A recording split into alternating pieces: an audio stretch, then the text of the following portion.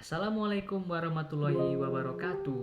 Welcome back to my channel Ingat Belajar Indonesia, tempatnya belajar milenial, belajar dimanapun dan kapanpun. Nah, pada video kali ini kita akan melanjutkan pembahasan kita dalam metode ilmiah. Kita kali ini akan membahas mengenai bagaimana menentukan hipotesis, apa itu hipotesis, dan apa saja contohnya. Mari simak bumper dulu ya. Welcome back to my channel Ingat Belajar Indonesia, tempatnya belajar para milenial. Belajar dimanapun dan kapanpun bersama Ingat Belajar Indonesia.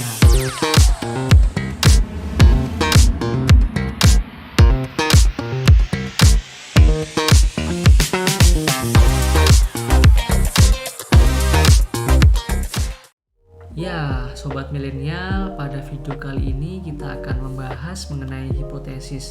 Apa sih hipotesis itu? Apa ya? Hipotesis itu adalah dugaan sementara atas tujuan percobaan yang telah kita susun. Nah, bayangkan kalian adalah seorang detektif yang menyelidiki sebuah pembunuhan di sebuah rumah. Nah, dari pengamatan atau observasi yang kalian lakukan, ternyata di sekitar rumah tersebut tidak terdapat barang-barang yang terjatuh. Semuanya dilakukan secara rapi. Nah, pada peristiwa tersebut, kalian dapat mengambil hipotesis atau dugaan sementara bahwa tersangka adalah orang terdekat korban atau keluarga korban karena sudah mengenal lingkungan yang ada sekitar rumah tersebut. Dia melakukannya secara rapi, kemudian tidak ada barang-barang yang terjatuh di rumah tersebut. Itu dapat kalian duga bahwa pembunuhnya adalah keluarga ataupun orang-orang yang terdekat dengan korban. Nah, kemudian pada suatu contoh di siang hari kalian menjumpai langit yang tiba-tiba gelap, kemudian angin yang tiba-tiba kencang. Nah, dari sebuah observasi tersebut kalian bisa menduga atau membuat hipotesis bahwa ini mau turun hujan nih. Pertandanya adalah adanya awan hitam, kemudian angin yang cukup kencang meniup. Nah, dari peristiwa-peristiwa tersebut kalian bisa mengambil hipotesis atau dugaan sementara bahwa pada siang hari itu akan turun hujan. Nah, itu adalah contoh dan penerapan bagaimana kita membuat sebuah hipotesis. Nah, untuk lebih jelasnya, mari berlatih membuat hipotesis dari contoh peristiwa yang akan saya buat berikut ini. Silahkan disimak. Nah, sobat milenial, coba kalian amati gambar yang saya sajikan di layar kalian di video ini. Nah, amatilah gambar ini, kemudian kalian lakukan, kalian buat tujuan percobaannya dan hipotesisnya berdasarkan pengamatan yang kalian lakukan. Ingat bahwa hipotesis itu didukung alasan yang ilmiah, berdasarkan fakta juga, bukan berdasarkan opini atau pendapat pribadi kalian. Nah, di sini ada dua macam tanaman yang disirami ya. Kemudian di sebelah kiri itu adalah tanaman bunga milik Agnes, dan yang sebelah kanan adalah tanaman bunga milik Ida.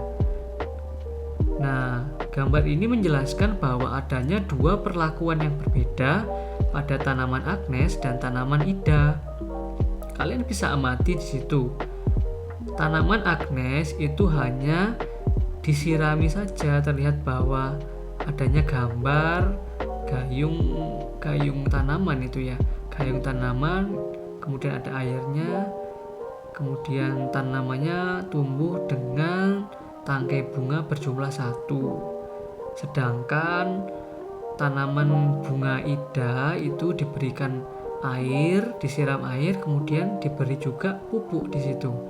Nah, di situ digambarkan bahwa tanaman bunga Ida bertangkai 3 ya, bertangkai bunga 3, otomatis dia memiliki bunga berjumlah 3. Nah, dari peristiwa tersebut kira-kira apa tujuan percobaan dari kedua pengamatan tersebut atau dua perlakuan tersebut. Coba kalian tuliskan di kolom komentar terlebih dahulu. Saya berikan waktu 30 detik aja.